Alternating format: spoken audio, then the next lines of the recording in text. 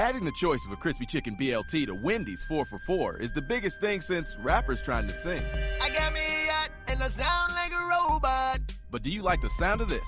Wendy's 4 for $4 now comes with a choice of a junior bacon cheeseburger or a crispy chicken BLT. From Detroit to Macon, I keep it crisp like bacon. Both are topped with crispy applewood smoked bacon and come with 4 nuggets, fries, and a Coke for just $4.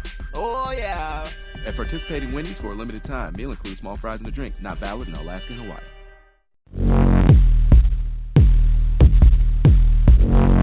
This is Cinema Savants. Very bad feeling about it. Your hosts today are Lee Vowell. That neighbor's not safe outside the shop. And Todd Vandenberg. I don't scratch my head unless it itches, and I don't dance unless I hear some music. I will not be intimidated. That's just the way it is. The greatest guys in the world.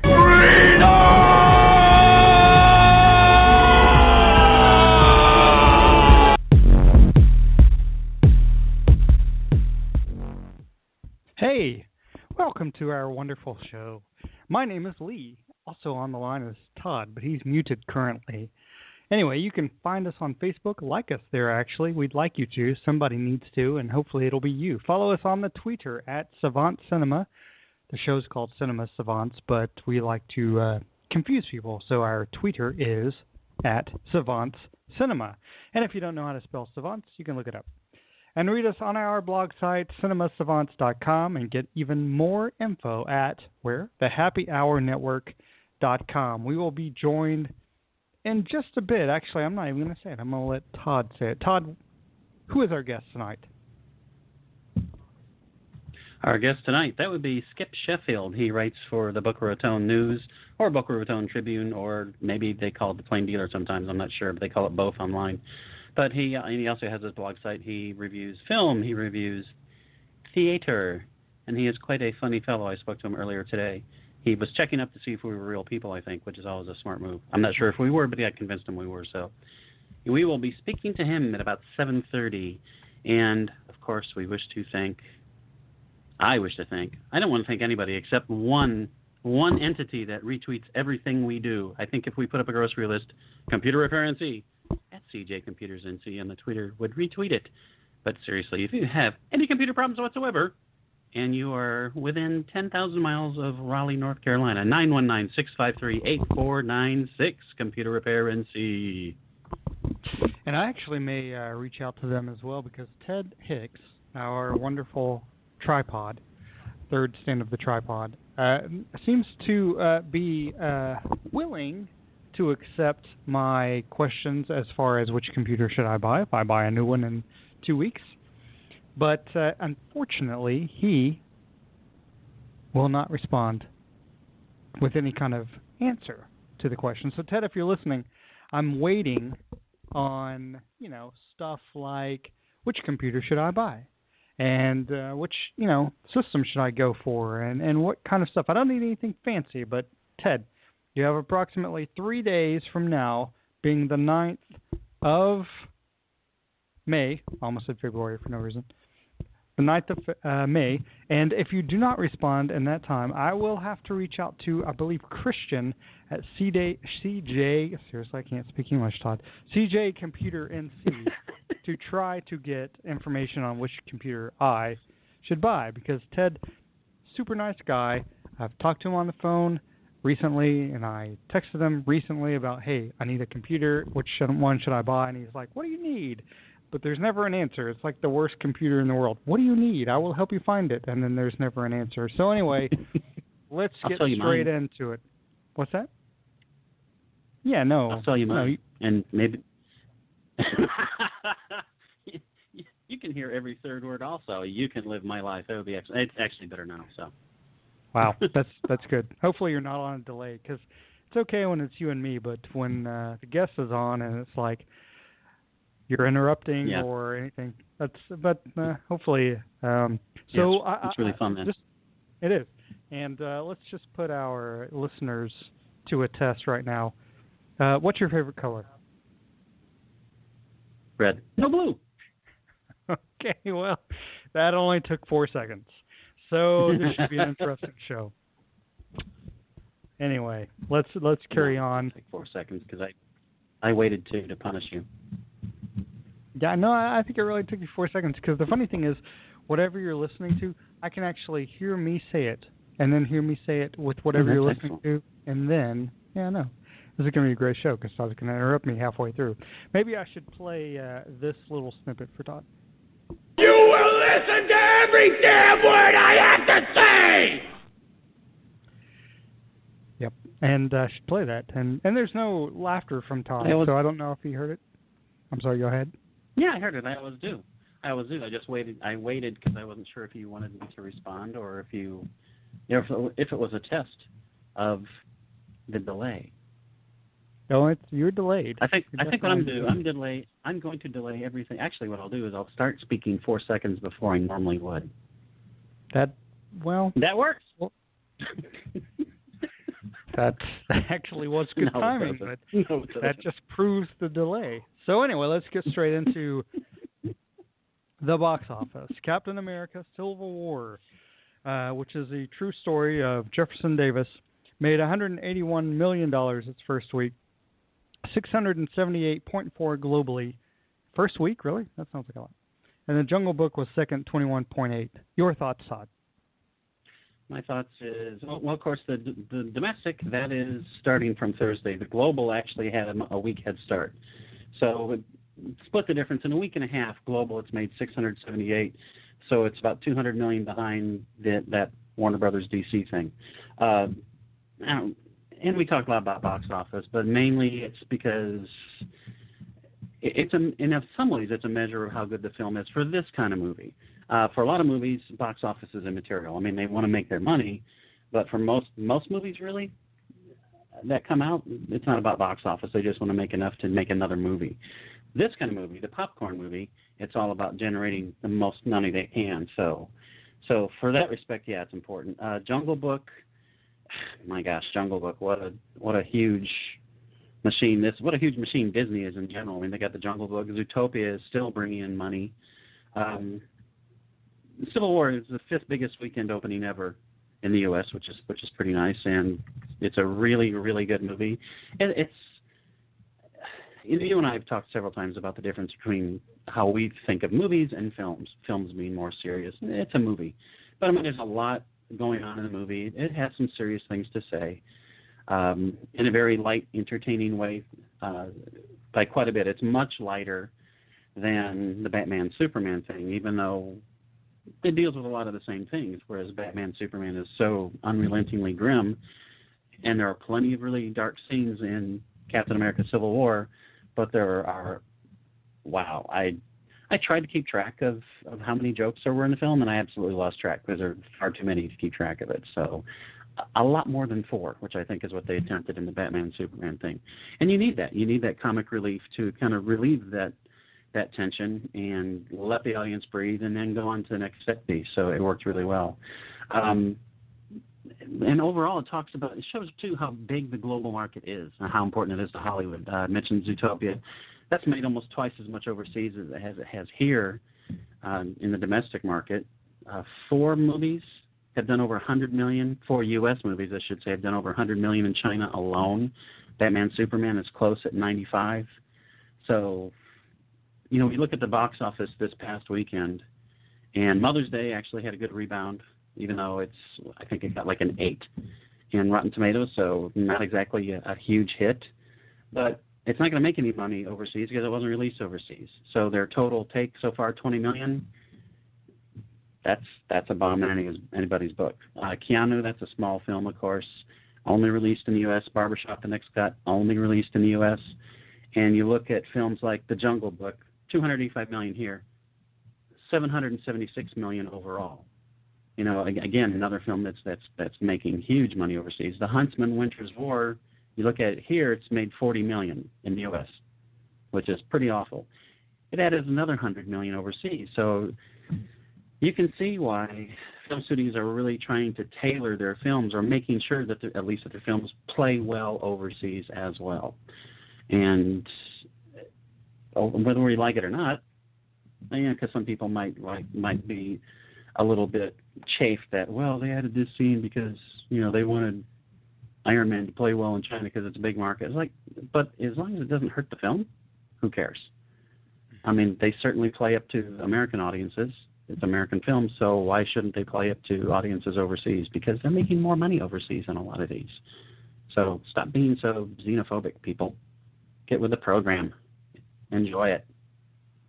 Very true. You brought up Mother's Day, and I know we talked on the outline about other movies that Gary Marshall, the great Gary Marshall, has made, Valentine's Day and New Year's Eve. Do you know how much money Valentine's Day made domestically? I did not look it up, but I don't think it was a whole lot of money. If you want to $110 million. Something else, $110 million. And its budget That's sad was 52. because from everything I've heard, it's awful. Yeah, it's worldwide $216 million on a budget of 52. So I think you're underestimating Gary Marshall. Guess how much New Year's Eve made worldwide? Worldwide, 110. Guess what the budget was? 34. The budget was 56. Worldwide, it made 142 million. So I think what you're underestimating is the greatness of Gary Marshall. I mean, I don't know if you went to high school with this guy. If you went to high school with this guy, you're interrupting me because you're on a delay. I'm going to keep talking. But let's just talk about Gary Marshall's films. I know you hate him for some reason. Princess Diaries made 108. Runaway Bride, 152 million. Pretty Woman, little-known film, 178 million. Todd hates this guy, and he hates him because he went to high school with him, I'm assuming. And maybe he, I don't know, did he steal your prom date or something? Why do you hate Gary Marshall? I like Gary Marshall. The last three movies you mentioned, I like all those movies. I don't like this concept of, let's take a holiday thing and just throw some mishmash together. And I have not seen Valentine's Day, and I have not seen New Year's Eve, and I won't see Mother's Day. And the previews look awful. And that's what they have to sell me on. They have to sell me on the preview.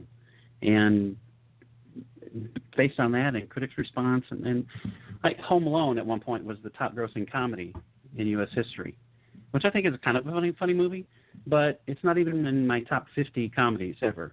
So, box office is not necessarily a measure of quality, and it isn't for me, even though we talk about box office a lot. Obviously we do. But I'm not going to see any of these holiday-themed films.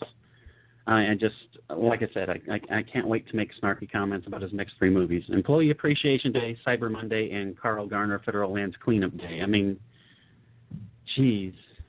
Stuff, obviously it's an easy draw because Valentine's Day made a lot of money, New Year's Eve made a lot of money, but not my movie, just put it that way. Okay. I noticed how you deflected. You went straight to Home Alone after we started talking about that, which obviously is not a Gary Marshall film. Well, again, this whole thing is recorded, so we can bring it back later in court. So will you make a disposition? I hope you will. So we have our Rob Gordon's coming up in just a little bit, which is our 5 favorite actor-director teams ever. I'm assuming Gary Marshall will not be one of those director-actor tandems for Todd. He could have been. To him. What was your prom date's name anyway? Was it Gary? Janet? Janet? It was Gary. Gary That makes a lot more because it's a lot more. That makes sense actually. That would be a lot more. Yeah, that would be a lot more personal at this point. So let's talk about before we get to the Rob Gordons and before we get to our fabulous guest, Skip Sheffield of Boca Raton Tribune and many other places, because I have a couple of questions about just theater, which I personally love. In fact, I ushered Urinetown this past Sunday at our local theater, which was a great cast and a fun show, but a great cast in Oak Ridge. But this weekend, we actually have Money Monster. Gary Marshall directs. George Clooney stars, Julia Roberts, Jack O'Connell, and Dominic West. The Darkness, a family returns from a Grand Canyon vacation with a supernatural presence in tow. Directed by Gary Marshall, stars Jennifer Morrison, Kevin Bacon, Lucy Fry, and Ming-Na Wen. And Love and Friendship in a limited release. Actually has great scores so far.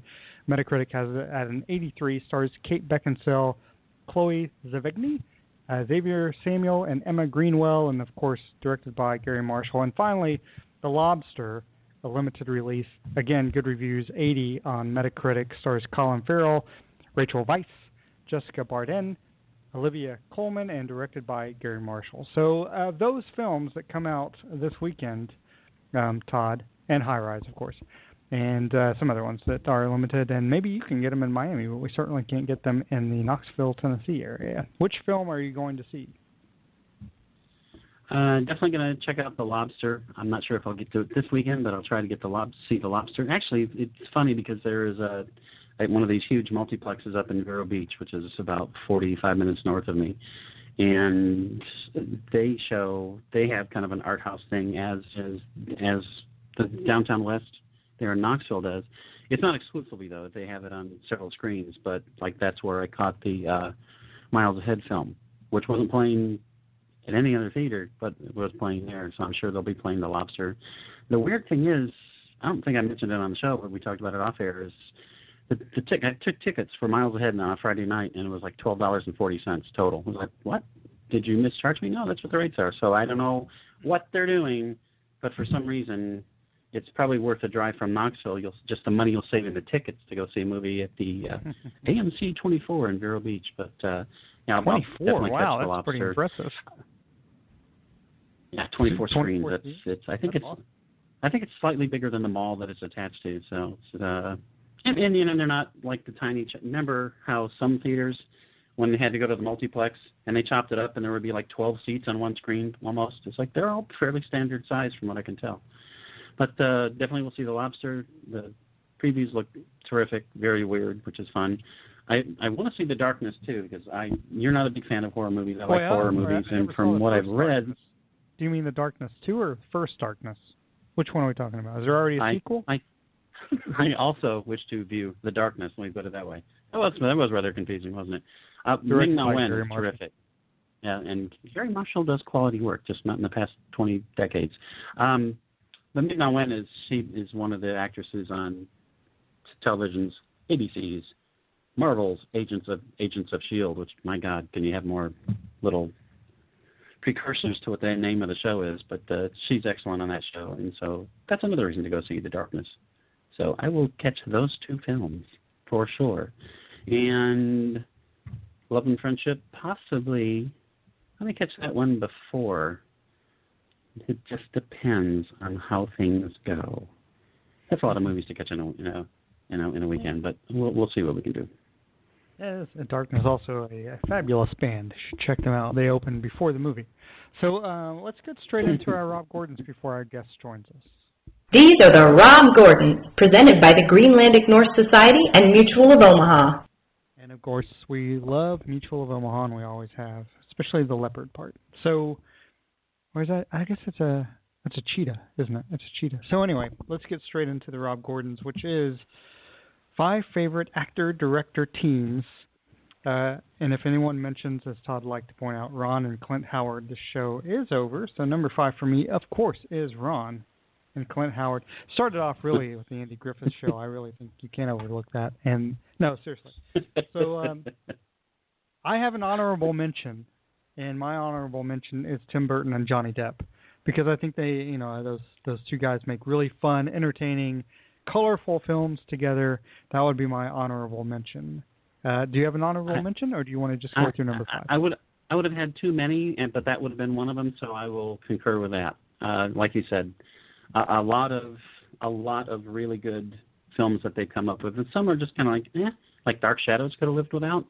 But there are far too many really good team ups that they have created, and obviously will continue to create for the next 75 years until one of them turns into Gary Marshall. So number 5 for you.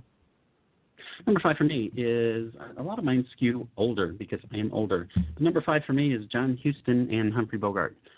Did 5 films together. 3 of them are probably in my top 50, so it's kind of hard to skip on that. So The Maltese Falcon. Goodness, excuse me. No, now I can't talk.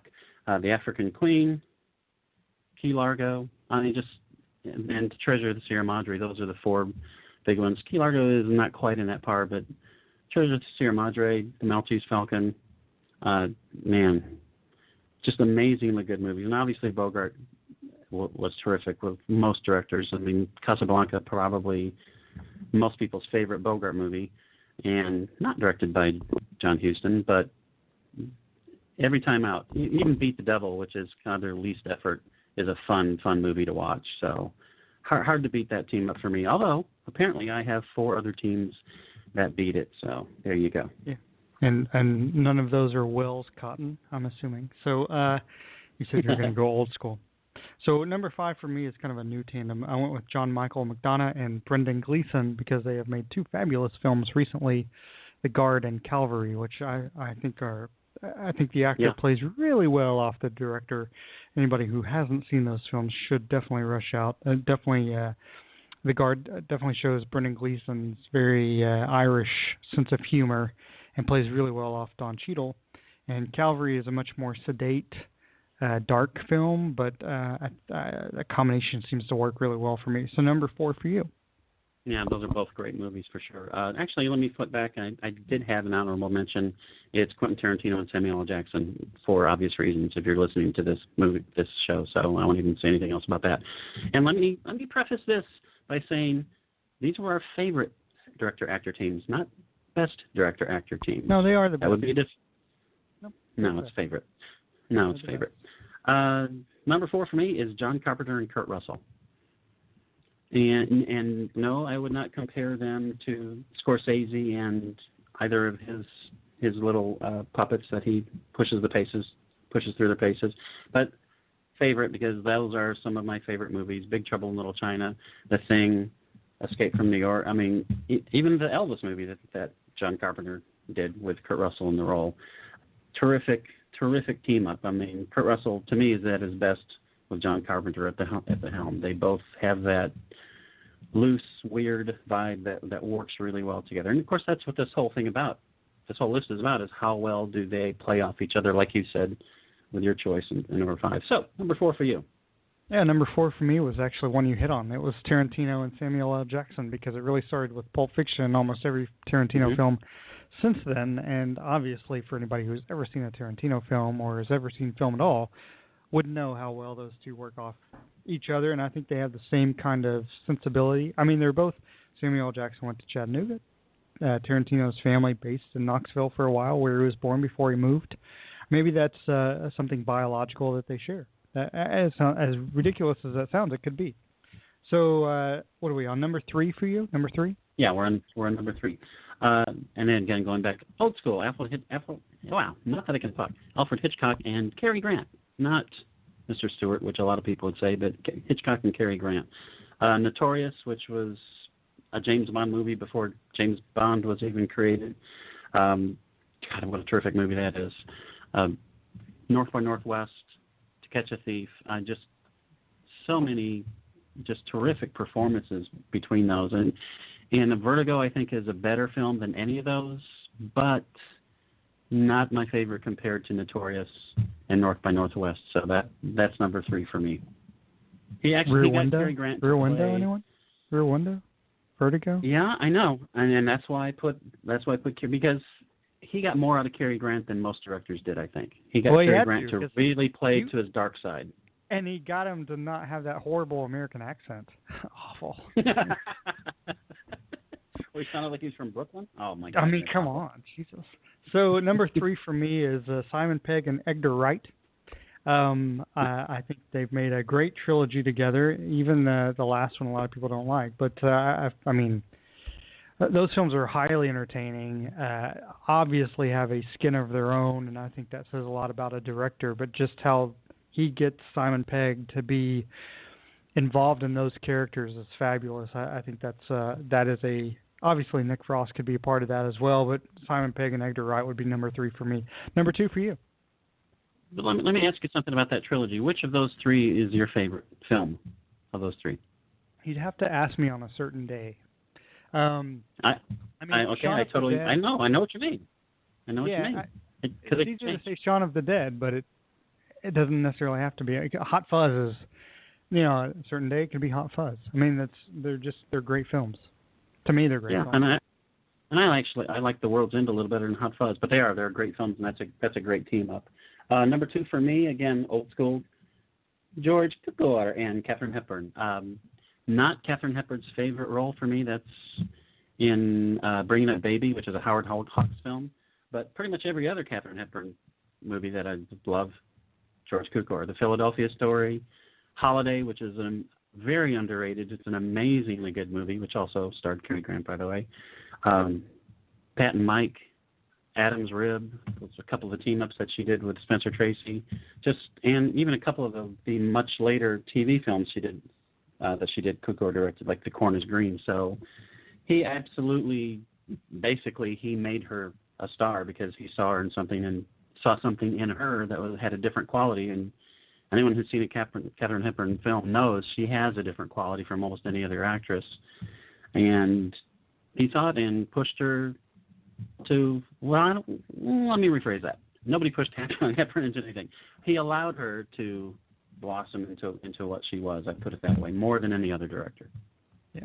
Two for you. Excellent point. And well, number two, and then we'll get to our number one. So we do have our guests on the line, and I do want to point out one thing for you. The best tandem of that duo that you just mentioned, probably Valentine's Day and Mother's Day. Really fabulous. Anyway, our guest is Skip Sheffield. Skip writes on film and theater, which I love, for the Boca Raton Tribune, Atlantic Avenue Magazine, and his own blog as well. Skip, thank you for being on tonight. Oh, we ready? We are. We're ready. Can I ask you a question before we get really into the big ones? Todd and I are kind of breaking down our favorite director, actor, or actress. Obviously, actresses or actors. Duos, tandems. Do you have kind of a few favorites that you like as far as director-actor tandems? No, you're putting me on the spot now. I thought we were going to talk about the contemporary stuff. Well, we don't have to, yeah. We were just talking stuff off the top of our head. I think Todd liked anything Gary Marshall had done. That's a joke, obviously. He seems to not like it. That's a good joke. So before we talk about movies, though, wasn't there something in your childhood that destined you for a career in film? Perhaps. My family lived in a movie theater in Spring Lake, New Jersey, the Ritz Theater. My dad managed the Essex and Sussex Hotel, which was just down the street. The Essex and Sussex, by the way, was built in 1908, and it was used as exteriors for ragtime. Wow. Anyway, we lived in this railroad apartment, and between two apartments was a projectionist booth, and I befriended the projectionist. And it was a pretty grueling job being a projectionist then.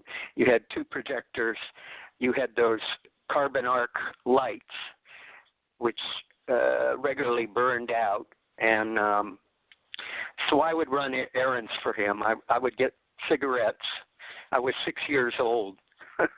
Sold 6 years old cigarettes back then. And a milkshake. He loved milkshakes. So I'd go over to the sundry store next door and get cigarettes and a milkshake, and he taught me the mechanics of 35 millimeter film, which is all kind of useless now. But in my seventh summer, I had a wealthy friend who lived in a Victorian mansion, and he had a 16 millimeter camera and projector, and they had a projection room. And we made a film when I was 7. He was 11. I guess you could say I was the grip and the set designer. The movie was called Bombs Over Tokyo. And I used my building blocks to approximate Tokyo. And I was confused as to who were the bad guys. I knew the Nazis were bad guys, so I put swastikas on the box. Well, we saw the finished product. It was it was really laughable, but it was my first venture into filmmaking. So yeah, maybe I was destined. Yeah, and if your first film was ever great, I mean, then where are you going to go from there, right? So you got to have a step up. Yeah, exactly. Yeah. Who was the Orson Welles? Yeah, exactly, exactly. So it's the biggest movie of the weekend. What are your thoughts on Captain America: Civil War? And to follow up, what's your opinion of the subgenre of superhero movies today? I generally don't like superhero movies, but this is probably one of the best ones I've ever seen. And I think the main reason is that it's so funny. The interaction between Chris Evans and Robert Downey Jr., the banter, is really great. And the little guy, Tom Holland, who plays Spider-Man, the scene stealer. There are just lots of joys in this, and it's not just a blow 'em up, fly away thing. You think Captain America could really exist, sort of. I mean, he's just a guy. He's a regular guy. I don't know if you guys read the interview in Rolling Stone magazine with Chris. I've not seen it, no. But yeah, well, he loves to act, and he feels very confident, but he hates going out to promote movies, and he hates doing all that promotional stuff, and he kind of gets panic-stricken, which is interesting to know. But yeah, I didn't really care about the Marvel universe. I never bought Marvel comics when I was a kid. I didn't care. I bought Walt Disney's Comics and Stories. But yeah, it was a pleasant surprise. And despite its 146-minute length, I think it's going to be a real blockbuster. Don't you guys think so? Yeah, I believe you're good on that prediction, Skip. So you're waiting for the you're waiting for the Scrooge McDuck adaptation that at this point Disney probably could do that and make $300 million. Let's move on to something smaller. You clearly enjoyed John Carney's Sing Street. Why did that film work so well for you, and what personal connection did you feel with that? Well, because it was a story of my life, except it's set in Dublin. I learned how to play guitar at age 14, which was the same age as the main character in that movie. And he started a band to impress a certain girl. I started a band when I was 15 just because I wanted to start a band. And the girls kind of come automatically. It's sort of magic. And it is. And I continued playing through high school, college, and I still play now. I'm an old guy, and I have two of my brothers in a group, another guy on keyboards, and we still plug away simply because we love music. And that film is kind of about the love of music, and John Carney really understands that, I think. And so I love that movie. And you mentioned how girls just, when you're in a band, girls just kind of come with it automatically. Elvis is someone who certainly mastered that art. And it's another movie you recommended, Elvis and Nixon. What was it about that movie? What charmed you about that movie? And a follow-up to that, why are so-called small films, why are those important in this age of blockbusters? Well, because they're anti-blockbusters. And that movie, too, was kind of funny. They were such opposite characters. The uptight Richard Nixon and Elvis, who was Elvis, this larger-than-life. And I didn't realize what a right-wing character Elvis was. I was a fan from childhood. I actually bought some Elvis records when I was a kid. But later, when he got big and fat and played Vegas, I didn't care about him anymore. So that was the Elvis who met Richard Nixon, and I had lost interest in him. Did either of you guys ever see Elvis? I did. We were both alive to see Elvis, but I've never seen it. I never saw him in concert.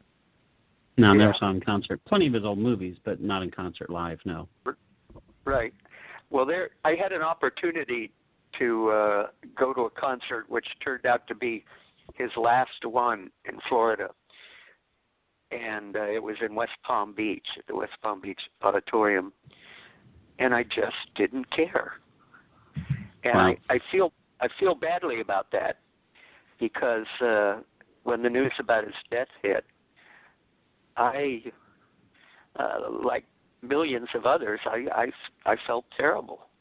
And a piece of America had died, right wing or not. Peanut butter, jelly, and bananas or not. but it was Elvis and Nixon. It was fun because of Elvis, the various machinations he went through to finally get through to Nixon, and which one was it? Julie Nixon who made it possible.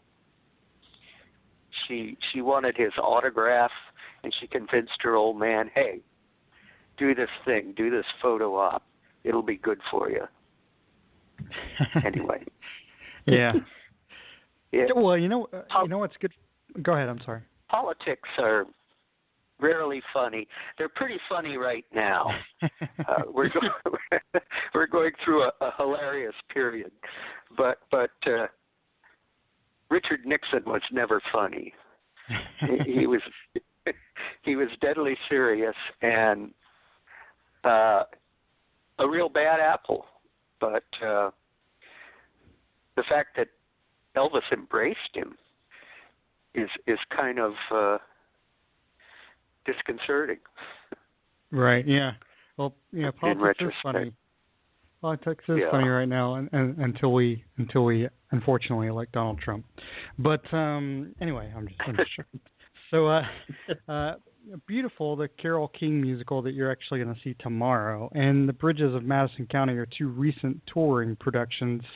What do you think that the songs add to the story of Madison County?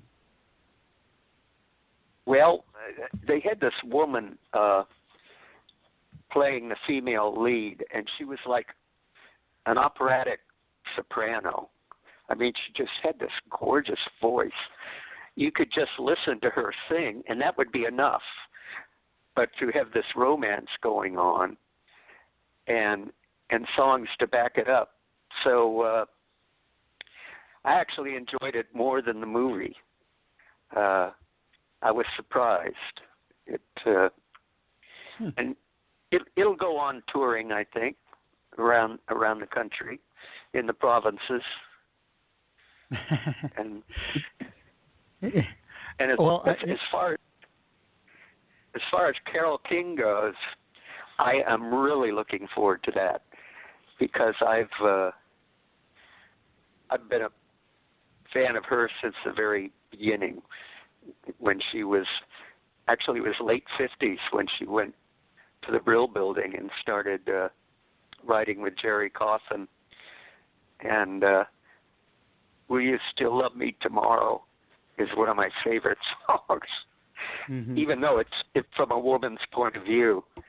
Guys feel that way too. When love is blossoming, you're going, oh boy, is this going to last or not? That's right. But we had her mom, Eugenia Gingold, used to live right here in Boca Raton, Florida. She lived in one of those retirement communities, and she wrote for one of the retirement tabloids. So she would go to press conferences and all the stuff that I was covering. So I got to know her a little bit, and maybe that's why I got invited to a posh party in Highland Beach. It was in an oceanfront mansion, and it was for a select group of people. And the owner had hired Carole King as the entertainment. He had a Steinway grand piano in his living room, and people gathered around, and Carole did her thing. It was just another gig for her, but she was wonderful and down to earth and modest, and I got to hang out with her a little bit. She is a tiny, tiny woman. A giant talent. Yeah. So, and her song catalog is just incredible. Mm-hmm. I think she's one of the greatest female songwriters America has ever seen. So, yeah, I'm really looking forward to this, and appropriately enough, I'm going with a beautiful woman who has been a friend of mine for a while, and it just seems kind of apropos to share it with her. Yeah. Yeah, absolutely. I mean, Carole King is her. You mentioned her catalog. It's if people haven't heard Carole King, it's amazing. Not only the songs she wrote for herself, but that she wrote for other people that maybe people aren't aware that Carole King wrote. So yeah, the locomotion. Yeah, it's just crazy. Everybody's doing the locomotion. Yep. So many things. Speaking of theater, the way I got into doing theater criticism, which I didn't call criticism, I called it reviewing, because I had been an actor myself, and I seemed to specialize in villains. When I was in the ninth grade, I was in HMS Pinafore, and I played Dick Deadeye, who is the villain. Mm-hmm. And evidently I did a pretty good job of it. When I was in college, I tried out, which you had to do. It was a very closed group. Theater people can be that way. You had to audition just to be part of their club. And I didn't make the cut. And so I got all bummed out, and I went to a different school the next year. But I ended up going back, and in my senior year, I auditioned for Jean Henri's The Lark, which is about Joan of Arc. Mm-hmm. And I got the role of the Grand Inquisitor. Talk about a villain. Wow. It's hard to mess that one up. And the lady critic from Tampa happened to catch the show, and she raved about me as the Grand Inquisitor. And I thought, oh boy, I'm a big deal. This is great. My career is going to take off. And on the strength of that, I got cast as the lead in a Sardou farce called Let's Get a Divorce. Well, if you guys know anything about farce, it is one of the most difficult theater forms there is. And I was the older gentleman, Henri de Prunelle, and I had a younger wife who was being courted by this foolish guy who happened to be my roommate. And we did okay, but one night, for whatever reason, I went up on my lines, and I couldn't recover. And I sort of freaked out, and I started laughing. And I laughed and laughed, and my leading lady started laughing, and there were tears running down my cheek. And I finally got back on track, and we finished the show. But afterward, there was the director, Mr. Musselman, smoking a cigarette. He had quit smoking like 20 years previously, and he was so devastated He took up smoking then again that night. And I thought when I went on, I got my master's degree, and I talked myself into a job at Boca Raton News.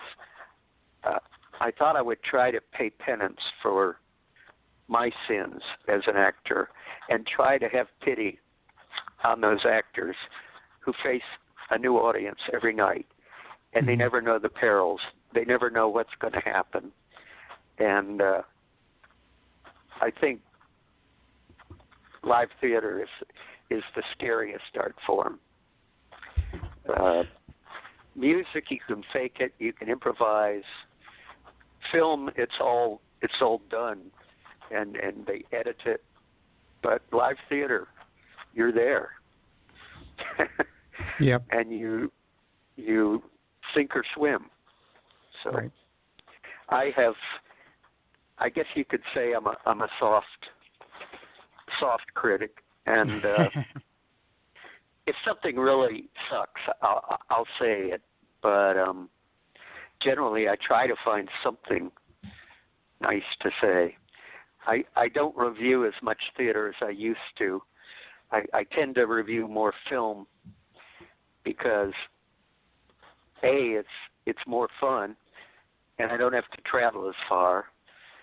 And B, if you're a member of film associations like I am, you get these dandy DVDs around voting time. No, it's a real perk, and studios are very aware of what's going on in the backwaters of America, and so you can be in some diddly squat paper in Nowheresville, and if you say something great about a movie that maybe isn't so great, the publicists will pick it up and maybe even put it in one of their ads. That's awesome. I'm a member of the Florida Film Critics Circle and the Southeastern Critics Association, SEFCA. And that's in, awesome. Yeah, like a dozen southeastern states. And it's an interesting forum. They both have websites, and we get interaction with other people who write about stuff, other people who are way better than I am.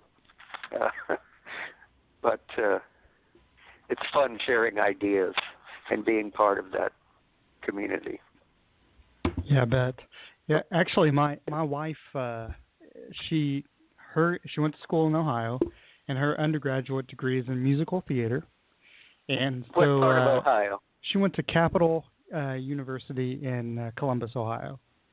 Yeah. My family lived in Columbus for 2 years. I was already in college, and I didn't want to live in Ohio, but he managed Scioto Country Club in Columbus. That's where Jack Nicklaus started playing golf, and they lived in this hoity-toity neighborhood called Upper Arlington.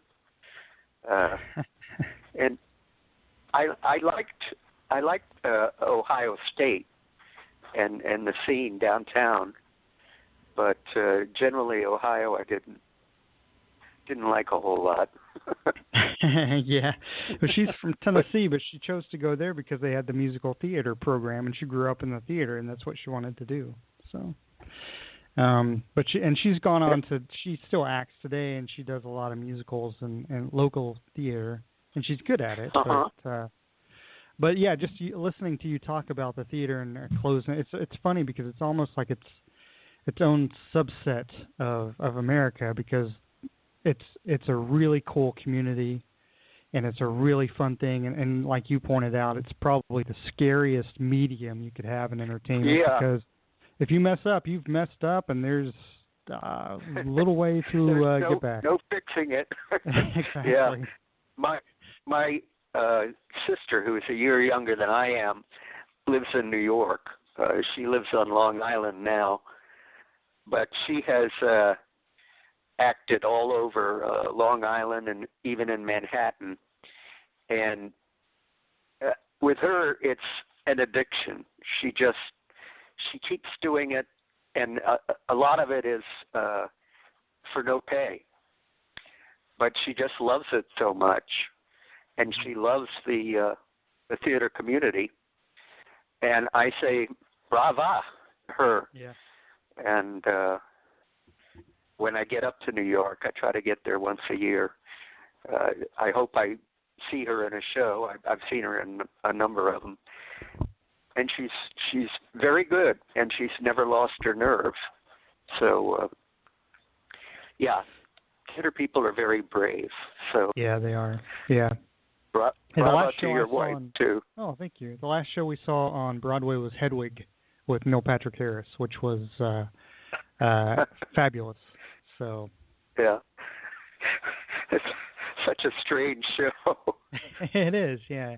It is. But, you mentioned seeing traveling shows, and they're so great. And we just saw Book of Mormon in Knoxville. And it's yeah. I love that. Yeah. I love it that they can make fun of a religion without insulting it. I've seen a couple versions of it here in Florida, and instead of being upset about it, the Mormons,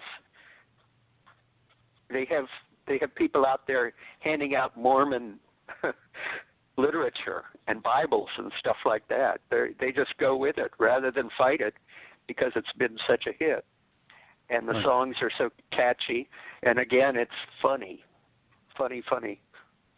Now, that is the smart approach, to just go with it instead of try to stir up any, because all it would do would be add more business to them if they protested. So, yeah, they made it work for them, which makes sense. Skip, you certainly worked for us, so this was terrific. So happy that you were able to join us. Where can our listeners follow your work, Skip? I have a website, and it's easy to remember. It's skipsheffield.com. And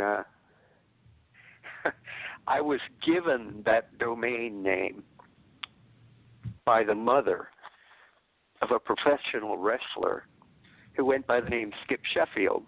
Yeah. And, you can look him up. He changed his name, and somehow his mom, who lives in Reno, Nevada, found me and contacted me and said, hey, my son has changed his name. I've got this domain name. Since you really are Skip Sheffield, would you like it? And I said, sure. I had no idea what a gift that was. It's worth hundreds, maybe thousands of dollars to have your own name, domain name, .com. So that I got that about 3 years ago, and then I found a young woman, friend of one of my daughters, who linked it to my blog. So my website is updated from the blog, and I'm still kind of a troglodyte with the technical stuff. So I ask the kids. They'll fix it, and yeah. And that's where all of our listeners can find you. It was been terrific. Thank you so much, Skip.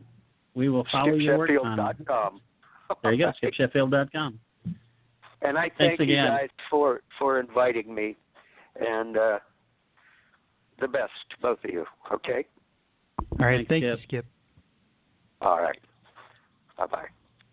Yes, that pro wrestler he goes by Ryback now. So, yeah, if you're a fan of Ryback and you go to skipsheffield.com, you'll get something a little more intelligent than Ryback grunting and throwing people around. So, well, I will say when Skip was on, Rob Steele, who's co-hosted this show and of course does almost everything for our website, texted me and said, "You do know Skip Sheffield is Ryback's real name, right?" And this was this was early on. And I laughed. funny. He was like, initially wondered why Ryback was on the movie show. It's like, it's funny that Skip knew that. I was like, I don't know, that's awesome. So that's great. Hey, so Ted is listening. Ted, I'm going to bring you on for a second. Are you good with being on? Ted? Ted's always good with being on. Ted is unmuted. Ted's an attention whore. He loves being on. No, I'm not okay with being on, but I guess. No, okay. So look, I have a story for you. I have a story for you real fast. Okay. I was going to save it until Saturday, but you're listening. And do you have a few more minutes to listen? Are you good with listening? I think I'm okay with listening. Okay. Well, we're going to do this real fast. We're going to finish our director-actor tandems, but I'm glad you're on. Anyway, my number two is... Lee, hold on. I just turned off my ADD. Okay, I can listen. So my number two of our director-actor tandems, and Ted, if you have an actor-director tandem that you really like, feel free to jump in. But Okay. my number two is Quentin Tarantino and Christoph Waltz, which I think is a good one. And Todd, your number one? That's interesting. You have Tarantino twice on the list. Which I mean, you could have them all 5 times for that matter. I mean, it's just interesting that he shows up twice on your list. My number one again is old school. Akira Kurosawa and Toshiro Mifune. They only made 87,000 movies together. Actually, I think it's like 17, but. Several of my favorite movies, and Mifune's never been nearly as good. He's a great actor, but man, that was a classic team up. Both of their best films by far. Okay, and so my number one is Richard Linklater and Ethan Hawke, because they made all the before films, and they made Boyhood, and it's two people from Austin who made great films, and they work really well together. So here's my story, Ted. And so Friday night, and the reason I was going to save this till Saturday is because I wanted Ted to be involved as well. But Friday night, and Todd's already heard sort of this story when his phone wasn't breaking up. Friday night, my daughter has a group, a musical group that she's in that goes from first grade all the way through seniors in high school. And she's one of the younger kids, obviously. But the seniors that graduated this year, there's 11 of them in the musical group, and there's probably, 60 kids in it? Anyway. So we've heard this one girl sing this one specific song, and we heard it when my daughter takes piano, and she had a piano recital, but they also did voice there as well. And we heard this one senior sing the song. So I knew she knew the song. Well, it got to be Friday. She's a senior in the same group. She gets up there, sings for about 20 seconds, and forgets the words. She just seems like she forgets the words, which has got to be the worst thing in the world when you've got a whole audience watching you, right? Yep. So she gets the words. My wife is sitting next to me. She's just like, oh my gosh, she feels so bad for her. The girl faints on the stage. Really? So people come up and they say, we're going to take a break. We're going to take a intermission early. Come back in 15 minutes. So come back, and the girl, of course, they've taken her off stage, and she's no longer. And this is early on in the show. She's no longer a part of the show. This girl is my new hero. I will say this. So it gets to be Saturday. There's a show on Friday night and Saturday afternoon. So Saturday afternoon, we can hear her singing before everybody's the audience is able to go in. She seems like she's doing okay. So she gets to be her part in the show on Saturday afternoon, and she starts singing the song and gets to about the same part on Friday, and she forgets the words. It's just they're not there, and so the music stops.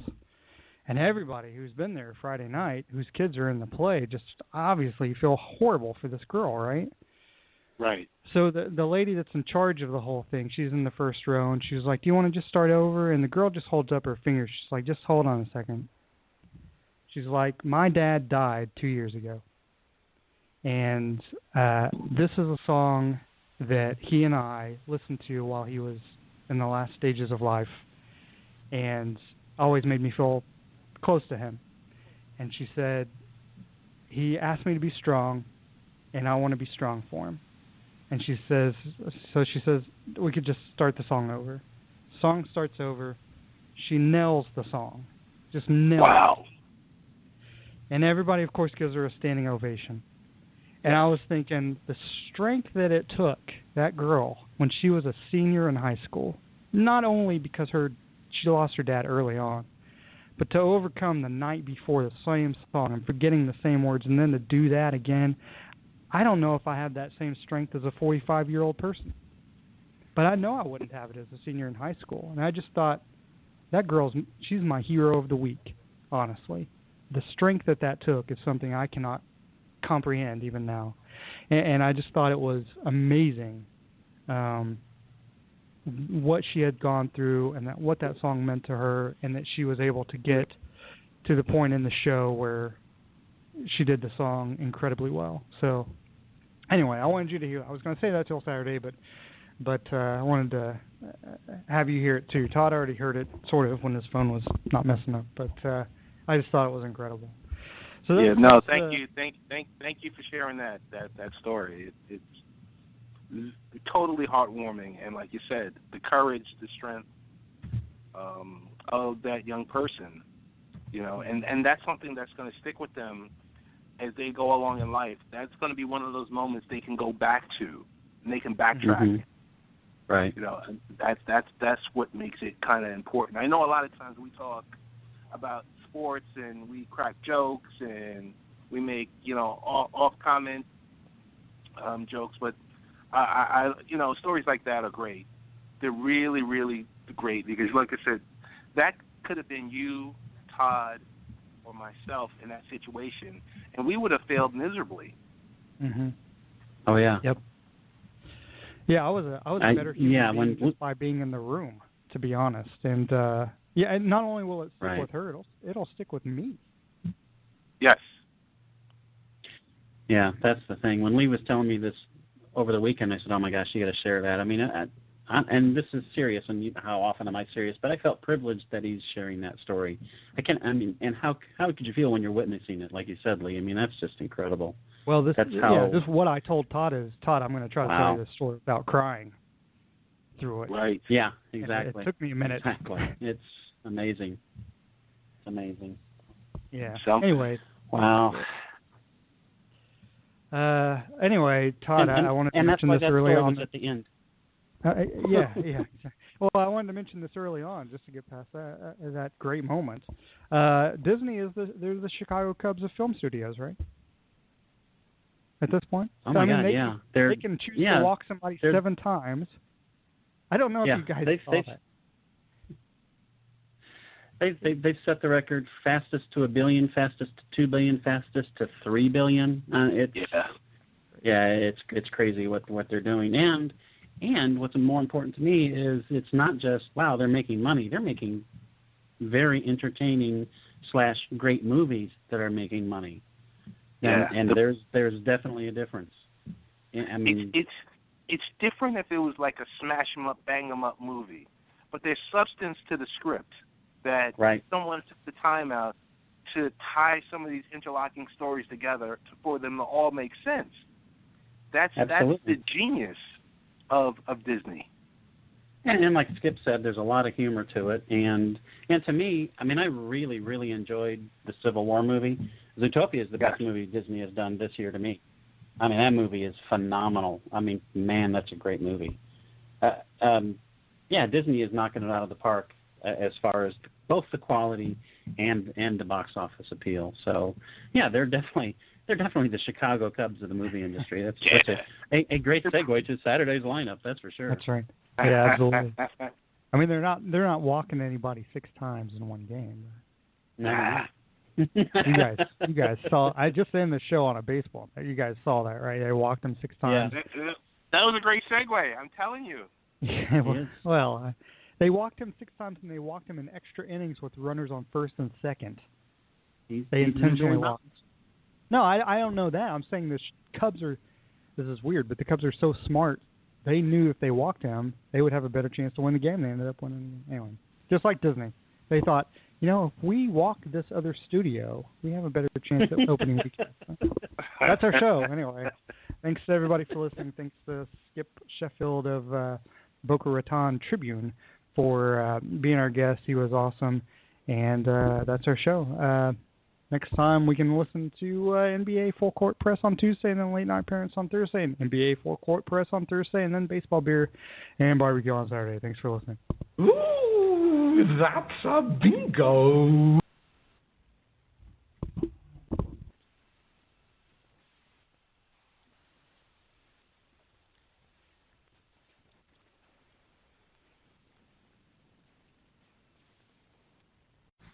Record better audio anywhere with Motive digital microphones from Shure. Easy-to-use options like the MV88 plug directly into your phone or computer and include a free app. Create studio-quality sound for podcasts, music, and videos. Visit Shure.com to learn more.